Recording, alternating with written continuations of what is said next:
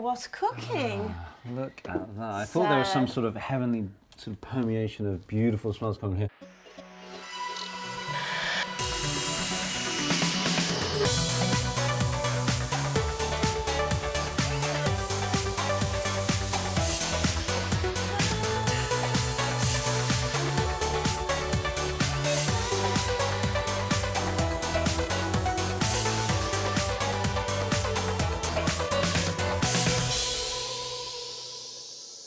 Hello and welcome to the Travel Show with me, Henry Golding, coming to you from a very windy North London, where I'm going to be meeting the people who are making home-cooked meals and selling them on as takeaways. But more of that a little bit later on. Here's what else is coming up on this week's show. We head to Berlin to visit a museum dedicated to punk rock legends, the Ramones. We join Ben Zand as he prepares to spend a night in the eye of a snowstorm high in the Austrian Alps. It really is unbelievable, and I've never seen anything like it in my life. And Carmen's here with what's trending online in the world of travel. But first, London, one of the world's great cities to visit, and also one of the most expensive. But in the last few years, apps and the so-called sharing economy has brought some of the cost down. These days, you can book a cheap cab in London through an app on your phone, rent a room through a website, and now that British food isn't the joke it once was, you could spend some of your savings in one of the city's restaurants. But what about getting a real taste of London with home-cooked food? If you're renting a flat for a few days, how do you get to eat what's on the table of Londoners?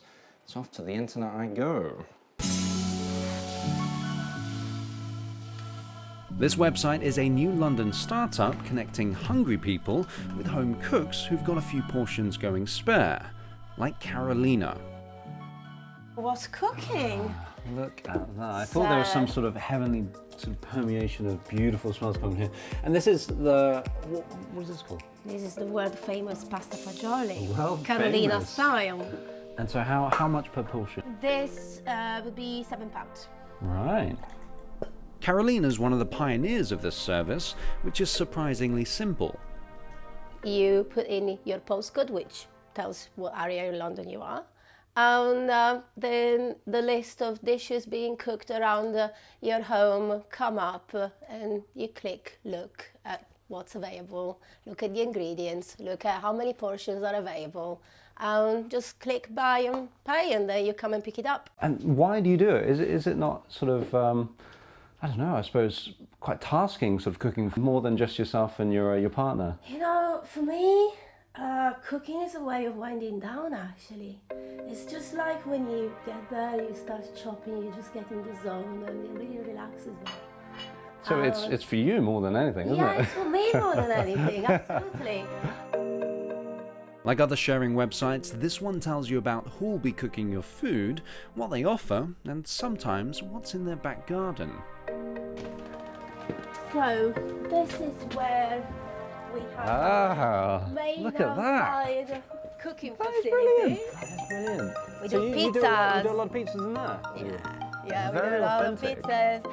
And also when the fire dies down, you can cook bread, you can cook slow roasts, which taste amazing because they've got that smoky flavour as well. It's brilliant. So much more flavour. It's really, really nice. So what's the potential for websites like this? If people are happy to ride in a stranger's car or stay in their spare room, why not eat their food too? 2 years ago, nobody had heard of Uber or Airbnb, and now they're household names, and people are becoming accustomed to kind of sharing things with each other, or to buying not just from a kind of traditional business, but from another individual who's a bit like them. And yeah, this is happening in food, and the beauty really is that people through Dish Next Door are meeting and sharing and kind of making friends and you know, hanging out when they never would before. The rollout of the sharing economy isn't always welcomed, especially by people who think they'll lose out, taxi drivers, traditional hotels. So what about the takeaway and restaurant business, which can be precarious enough anyway? The food market is it's like £100 billion industry every year, and it's growing. And I really think that there's room for takeaways and businesses like ours and all the other kind of amazingly innovative new businesses that are coming out of the woodwork in London. I don't feel like it's a kind of them or us situation. All right, got what I come for, and that's a lovely takeaway. But this is all good and well for North London, but what about everyone else? Right now, this takeaway idea is just getting started. I'm all right, lovey, considering the wind. But in West London and beyond, peer-to-peer dining has really taken off. Sites like Eat With and Vizzy have found a market for tourists who want to eat with locals, and locals who are happy to shop, cook, and open up their doors to tourists. Tassina hosts paying dinner parties. Visitors sign up online. It's a way of eating local food at a reasonable price in one of London's smartest neighbourhoods. So what are you preparing today? Strawberries dipped in chocolate. I always think that's quite nice Englishy. Strawberries are always England. And then I do this roast tomato soup, which is actually a recipe from Sophie Dahl. People come to London usually as tourists and they want to see the obvious things, but then they also want to try English food, and it's really difficult to suggest places to people to go and eat home-cooked English food.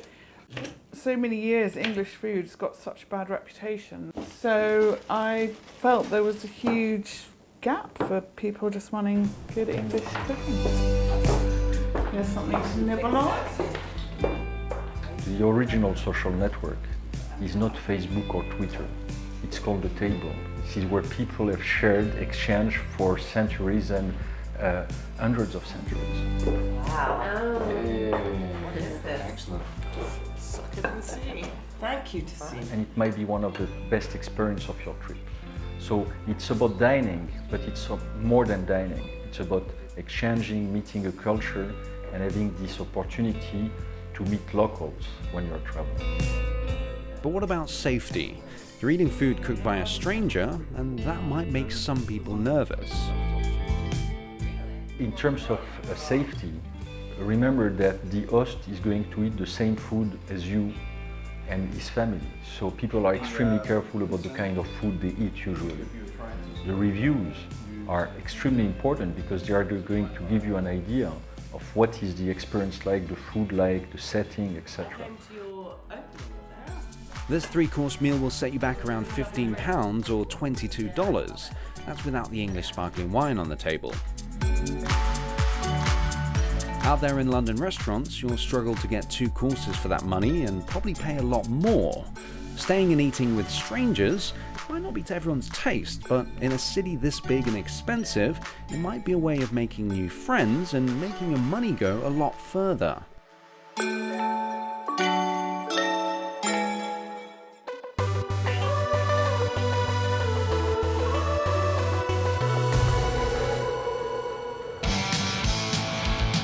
Next, our regular look at the people who make a place.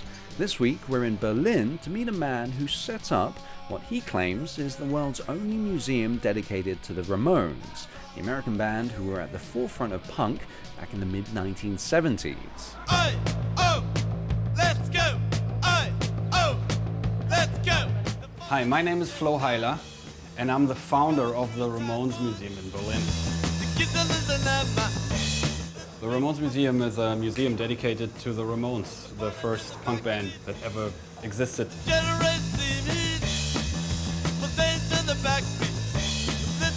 Well, Berlin is a perfect place for a Ramones Museum because the people have the right attitude. We do have a lot of people that like music, people that live music. We have a lot of bands that live here. And also we have a lot of people from all over the world that come to Berlin and they check out the Ramones Museum too. 1, 2, 3, 4. The link between Berlin and the Ramones is that Didi Ramon, the former bass player of the band, lived in Berlin for a couple of years when he was really young, and he wrote a lot of songs about Germany and Berlin, and most of them ended up on Ramones albums.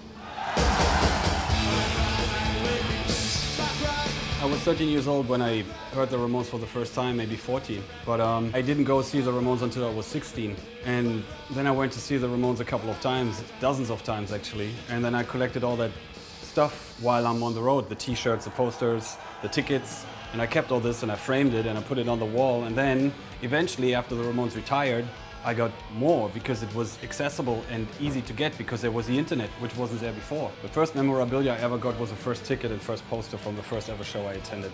That was the start of the collection. And then I got a couple of other things. I got Johnny Ramone's jeans, which I traded for an Elvis Presley poster. And then it all snowballed. The Ramones kind of invented punk, and I don't think it was intentional. It just happened because they couldn't play their instruments. So they just stick to the 3 chords they could play. And they presented it with a power and a speed that wasn't there before. And then somebody put the punk tag on it, and then punk became, you know, a big thing.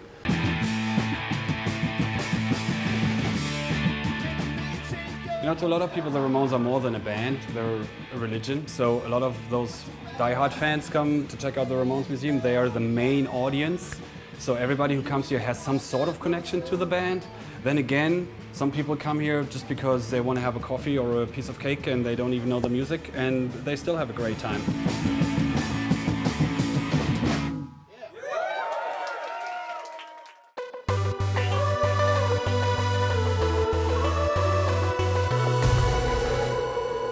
Still to come on the Travel Show. Carmen's here with what's trending online in the world of travel. Somewhere along the way I took a wrong turn. Now I'm in the deepest snow. Oh God. And we catch up with Ben Zan for part 2 of his adventure as he prepares to spend the night in the middle of a snowstorm high in the Austrian Alps. The Travel Show, your essential guide wherever you're headed. Hello and welcome to Trending Travel, where we explore what's hot online in the world of travel. I'll be bringing you through those essential apps, videos and blogs to take with you when you leave home.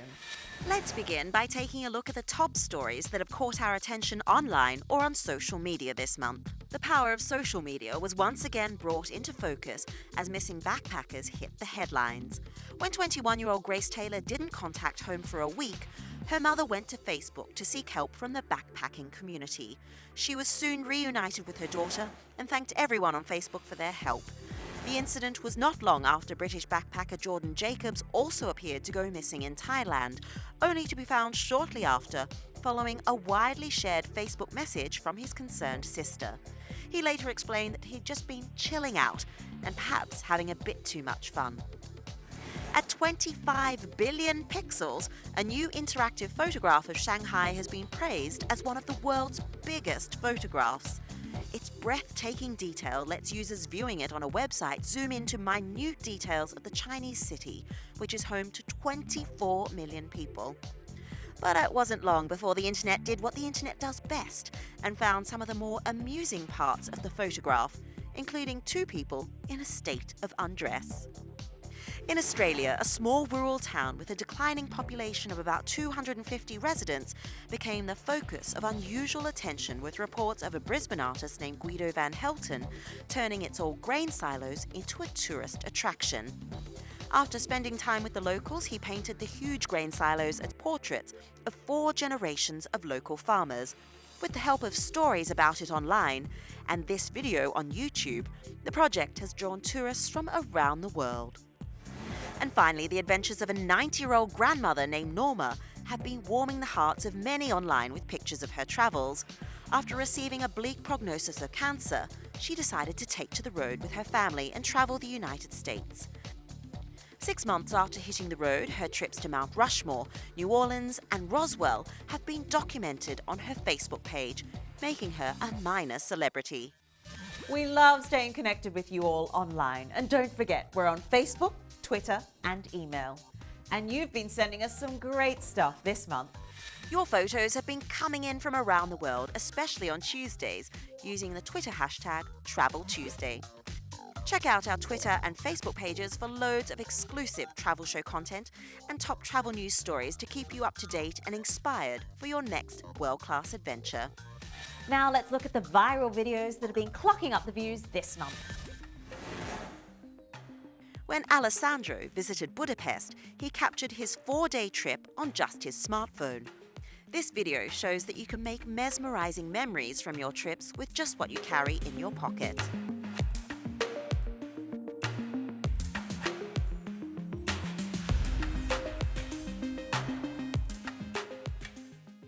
But great camera equipment can help.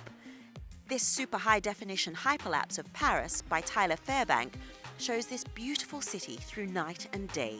He told us that he filmed it over the course of a 2-week holiday exploring Paris for the first time. He wanted it to be a tour of the city while making it all seem connected.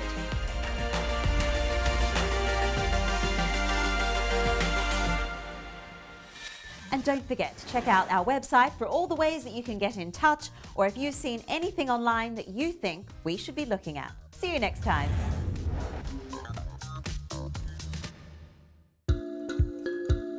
Next, we're back with Ben in Austria, who last week we saw preparing to snow camp at the top of the Stubai Glacier in Tyrol. Yes, this looks like a tent. I don't know. As he set up camp on the beautiful mountainside, he was warned that the temperatures could get as low as minus 30 degrees centigrade and that a storm was approaching on the horizon. In the south, big storm is coming.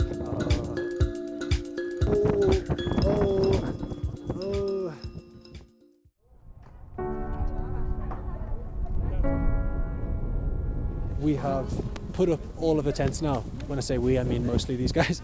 But it's going very well. It's a lot warmer than I thought. So, after some hard work, our camp is set.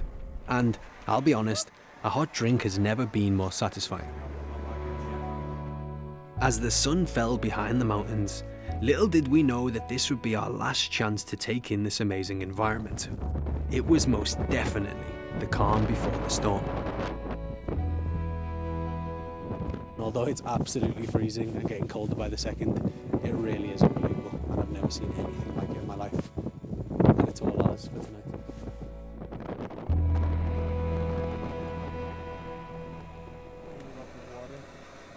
We melt snow over camp stoves to make our dinners of rehydrated chicken noodles. Alright, let's eat some astronaut food. Yes, astronaut food. Oh. But then, the dramatically worsening weather was taking its toll. Okay, so the storm did hit, and as you can probably tell by my face, things have got pretty terrible. But there is respite. Let me let you into a little secret through these doors. It is called the safe room. Ooh.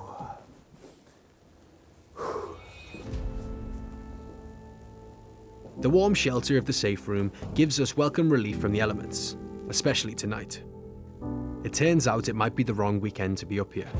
I see on social media reports of a number of avalanches in neighbouring mountains, including a huge one, 2 kilometres wide, that had claimed the lives of 5 skiers. It wasn't the news I wanted to hear as we braved the falling temperatures and worsening storm to find our beds for the night. Somewhere along the way I took a wrong turn. Now I'm in the deepest snow. Oh god. Oh god. Oh god. Oh god, it's so deep. It's so deep. Oh seriously, where is the path? Yes.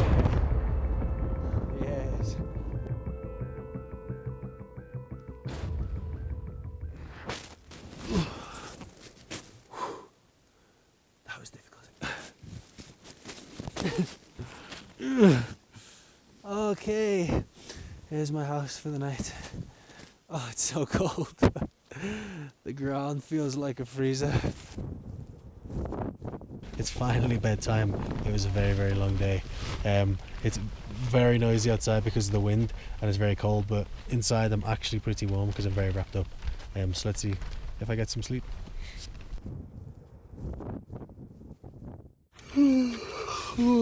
Okay, it's currently 2 AM and I really have not slept at all. I think we're right in the middle of the storm and the winds are so strong. But the worst was yet to come. We woke up early to a blizzard of snow.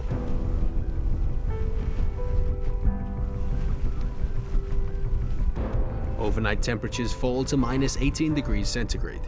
And with the wind hitting me this hard, I'm shocked at how drastically this amazing place can change over just a few hours. But then, it was all hands on deck to pack down our tents.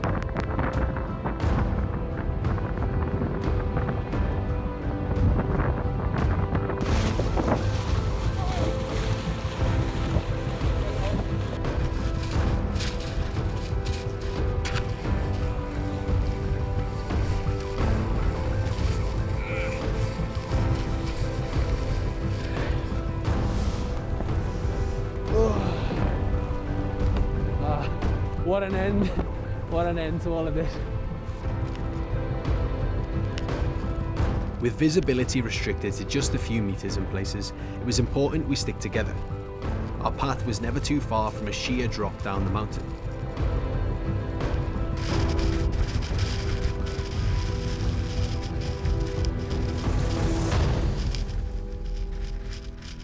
It's finally morning and we've managed to pack the tents down in this, which is quite an achievement. It's not really the morning I was hoping for because you can't really see anything because it's such a blizzard. But overall it was a great experience, something that you don't do every day. But now it's time to get warm. But getting down was going to be much harder than getting up. The storm had meant the whole mountain had been shut down for safety reasons, and we would essentially need to be evacuated. So, snow plows to the rescue.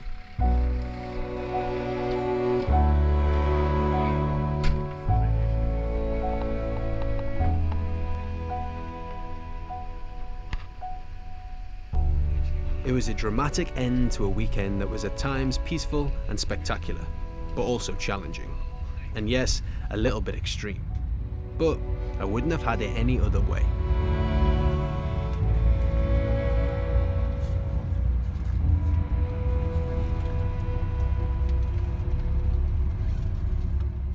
I'm afraid that's all the time we have for this week's show. Don't forget you can join us wherever we are in the world by signing on to our social media feeds. All the details are on your screens now. But here's a sneak peek as to what's coming up in next week's program. It looks like one giant ferocious bonfire from this distance. We take a look back at some of our favourite moments from the travel show so far this year. Whoa! That's a thrill. Join us for that if you can, but from me, Henry Golding, and the rest of the Travel Show team here in chilly London, it's goodbye.